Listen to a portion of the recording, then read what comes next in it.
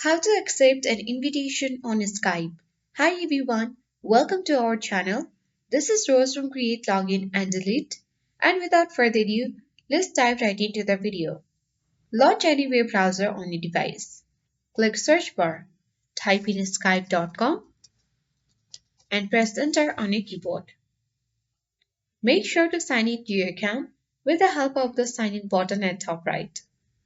Now click open Skype in your browser or either you can download Skype. Then you'll reach on the official homepage of Skype.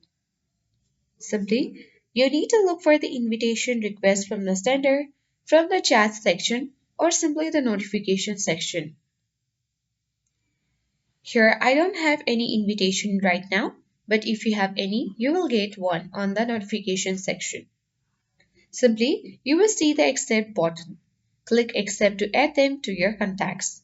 Then you can easily chat or call them on Skype, and in this way you can easily accept an invitations on Skype if you get one.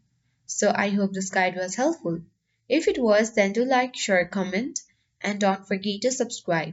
Thanks for watching, and I'll see you in the next video.